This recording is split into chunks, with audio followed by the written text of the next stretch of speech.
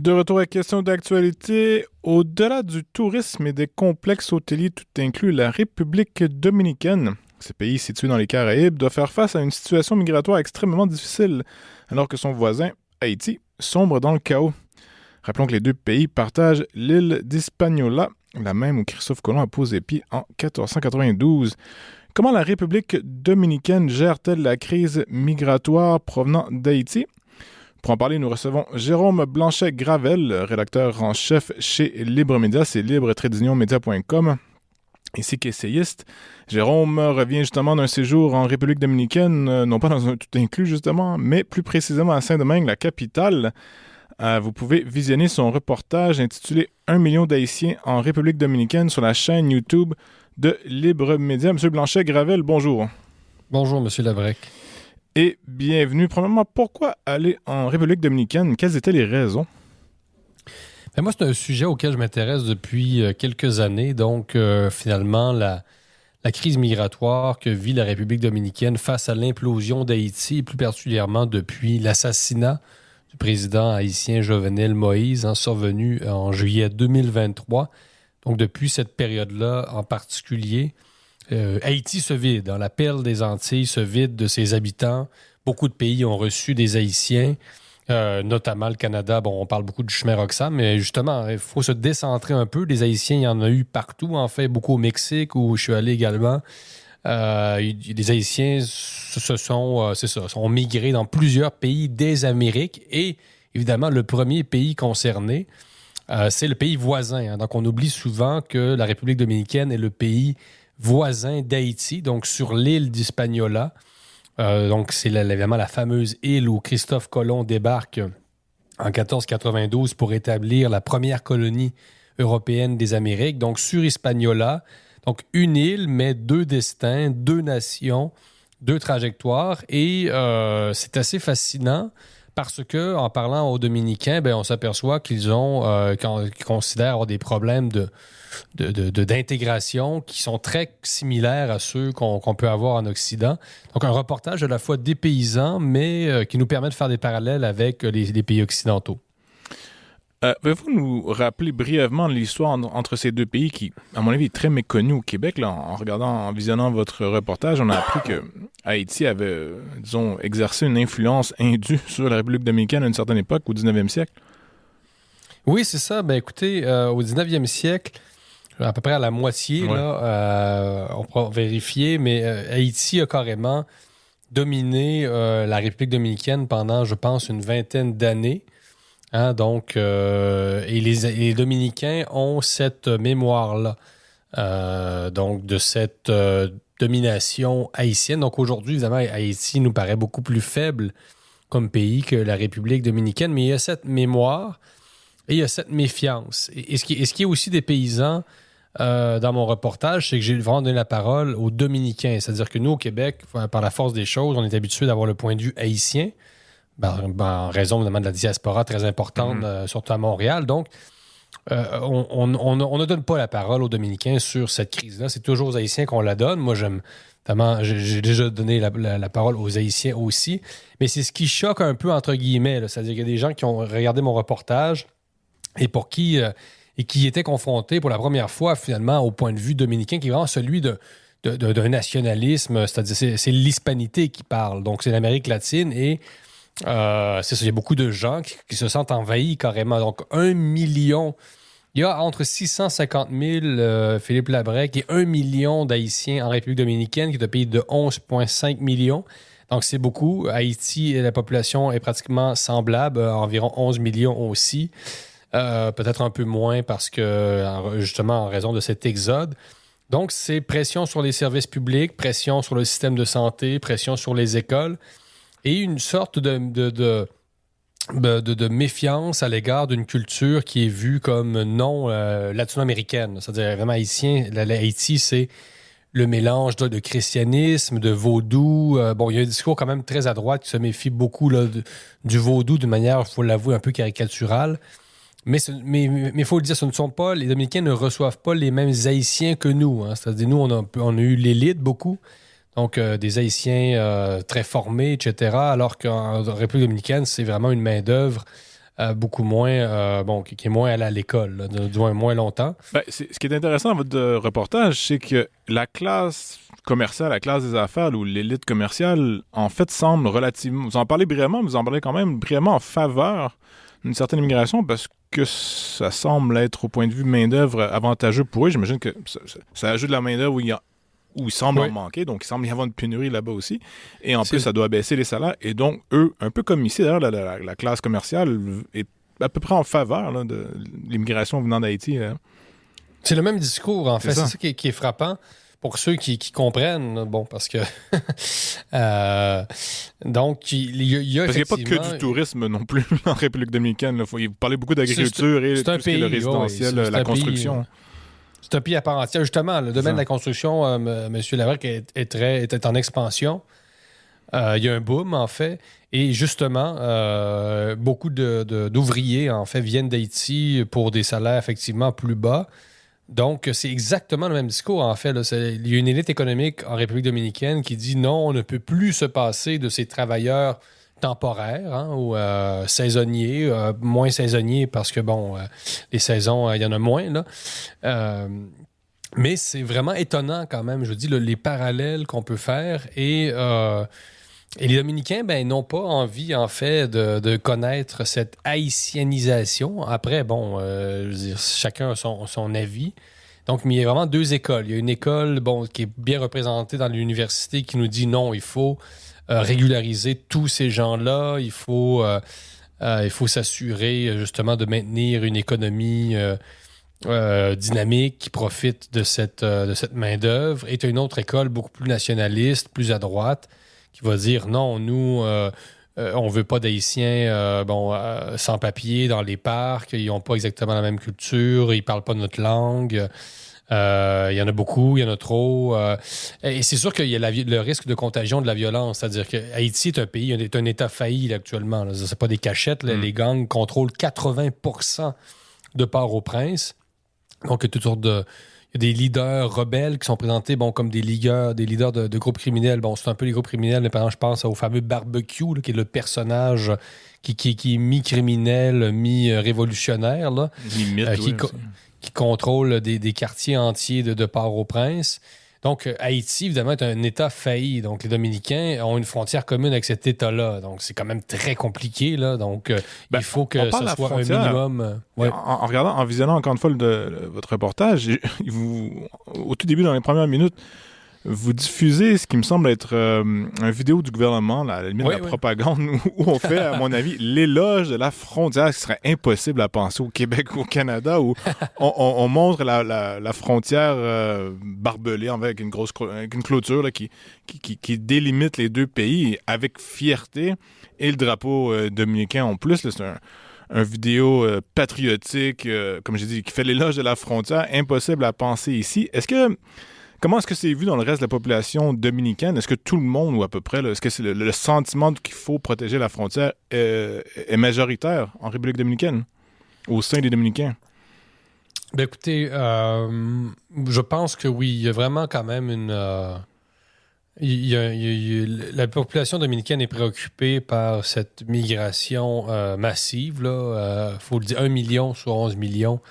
Donc, on n'est pas très loin de 10% quand même là, de la population. Et il y a cette mémoire. J'y reviens parce que c'est important, mais il y a carrément cette crainte que les migrants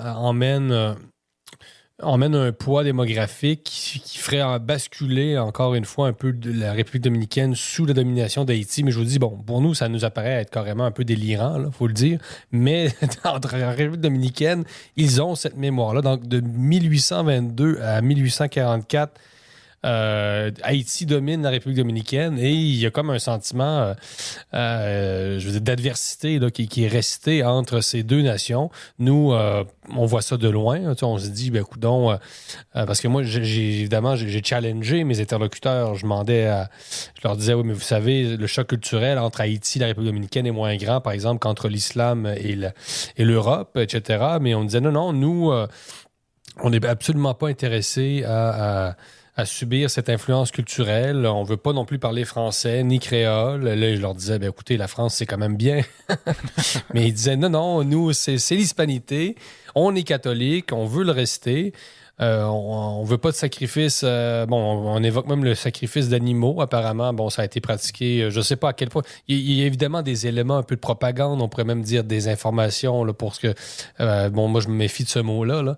Il y a toutes sortes de choses qui circulent. Mais oui, pour vous répondre, M. Labrec, il y a une inquiétude réelle parmi les Dominicains quant à cette migration qui est visible. À Saint-Domingue, il y a un petit Haïti, c'est-à-dire Pequeño Haïti. C'est un quartier un peu comme le quartier chinois, là, donc vraiment, vraiment un quartier haïtien à Saint-Domingue. Puis en même temps, ben c'est ça. C'est que nous, Québécois, proches des Haïtiens, on a de la difficulté à entrer dans ce discours-là, il faut l'avouer. Là. C'est-à-dire, moi, j'ai fait un effort pour vraiment... je voulais donner le point de vue dominicain. Je l'ai fait. Je pense que c'est réussi, sans vantardier. Je laisse évidemment vos auditeurs en juger. Mais ce que je veux dire, c'est que nous, on est à Saint-Domingue, on commence à parler français avec des Haïtiens, ils sont très sympathiques. Je veux dire, nous, ça, on sent pas les choses de la même façon. Là, mais c'est ça l'exercice du journalisme. Hein. Ça essaie quand même de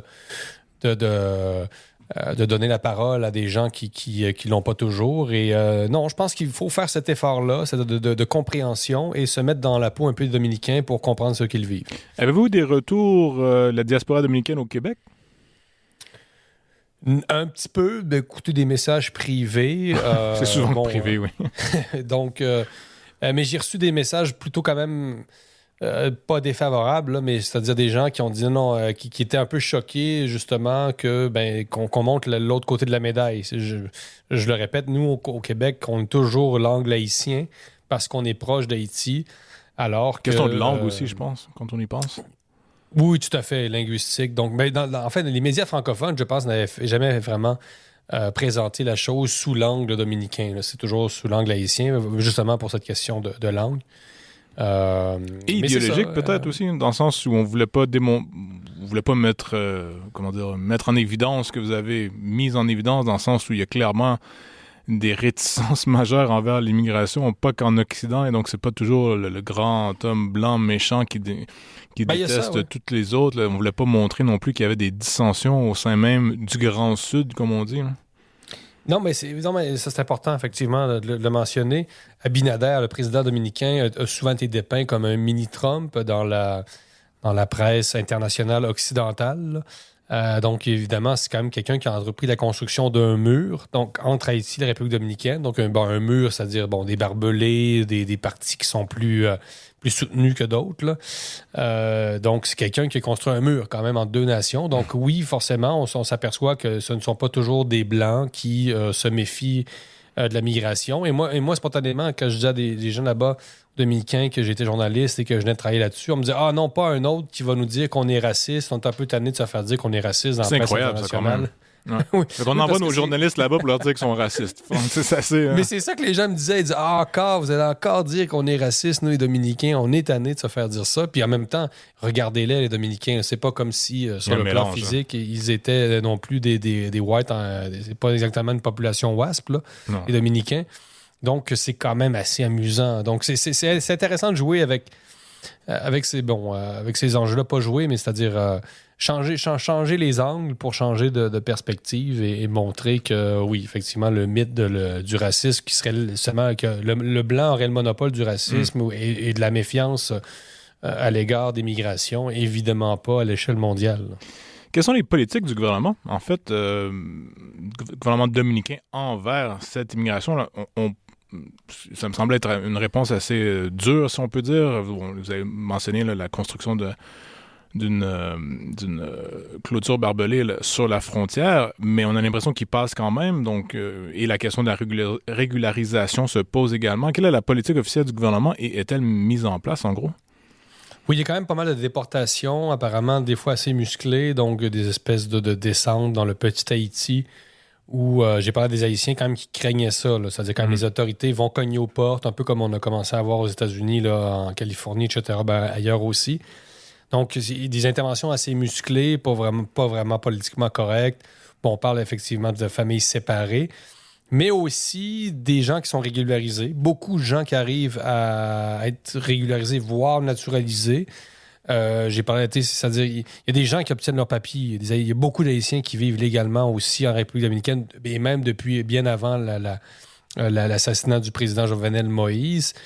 Donc, c'est entre régularisation, déportation et une sorte de tolérance mutuelle, c'est-à-dire que la frontière, malgré sa militarisation, serait une passoire. Là. Un peu comme entre les États-Unis et le Mexique, où ça fait un peu l'affaire de tout le monde d'une certaine façon. Ça, il faut l'avouer.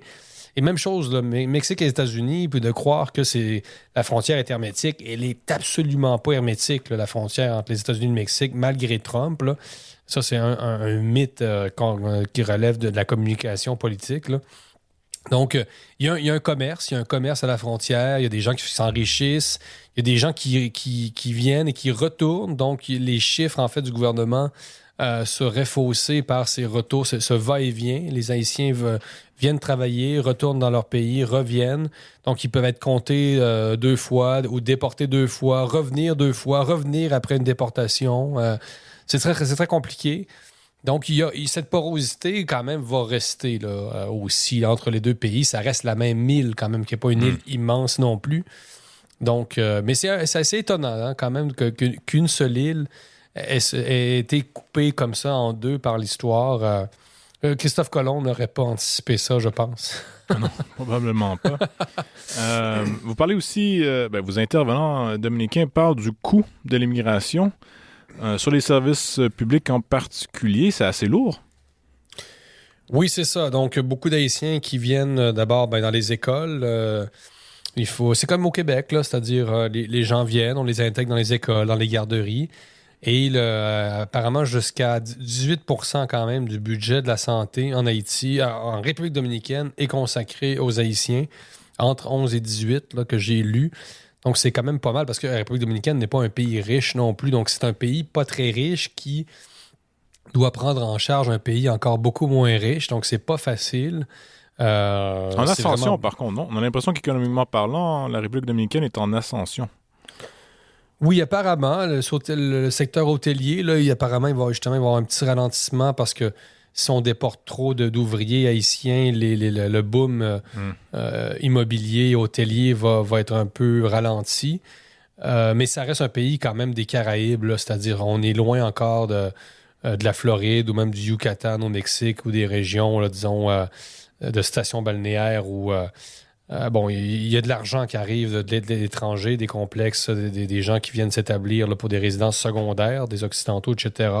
Mais ça reste quand même, on le voit, là, côté, je vous dirais, la prostitution, etc. Ça reste un pays de tourisme sexuel, etc. Ce n'est pas un pays riche pour l'instant. Par exemple, c'est un pays relativement sécuritaire par rapport au Mexique, par exemple. Mon père me demandait, sans faire dans l'anecdote, si c'était sécuritaire. J'ai dit, écoute, au moins, je ne peux pas disparaître. C'est-à-dire que par rapport au Mexique, c'est quand même pas... Ouais, c'est ça. Ouais, c'est ça. Donc, le seul fait de ne pas avoir la possibilité de disparaître est quand même pas pire par rapport... Vraiment, au Mexique, on pourra en parler dans une autre émission, mais la crise sécuritaire est délirante. Là. Il y a 300 000 personnes disparues au Mexique. Puis bon, c'est vraiment très dangereux maintenant, mais... Enfin, donc, un petit pays... C'est pas le cas en République dominicaine, ouais. C'est ça, la sécurité quand même est assez bonne, je pense. Mais ce n'est pas encore un pays riche, là. Ça loin de là. Il nous reste 1 minute. Est-ce qu'il y a des tensions, j'ai envie de dire, culturelles, ethniques dans les rues comme tel? Est-ce que c'est palpable ou à l'œil nu, entre guillemets, ça se voit plus ou moins? Pour un étranger, surtout, là. Les étrangers font pas la différence parce que nous, de visu, entre un citoyen dominicain haïtien, il faut les entendre parler là, pour que ça... pour voir la différence. Eux le voient, par contre. Là, il y a malheureusement en Amérique latine toute une déclinaison là, de teintes de peau qui peuvent vous identifier à une classe sociale. Là, ça, c'est très malheureux. Donc, les Dominicains, eux, peuvent repérer, si vous voulez, les Haïtiens là, dans la rue comme ça, mais il n'y a pas de tension. C'est-à-dire, il n'y a pas de... Par contre, il y a un groupe quand même qui s'appelle Antigua-Ardenne, qui est quand même vraiment... qui est quand même un groupe qu'on pourrait dire d'extrême droite qui, lui, manifeste de temps à autre contre ce qu'il appelle la haïtianisation. Et ça, c'est un groupe quand même assez hostile. Très bien. Jérôme Blanchet-Gravel, rédacteur en chef chez Libre Média. On rappelle qu'on peut visionner votre reportage sur la chaîne YouTube de Libre Média. À tous ceux qui nous écoutent, merci également. À la technique, Daniel Fortin, à l'animation, moi-même, Philippe Labrec. Et on vous invite à rester sur les ondes de Radio VM.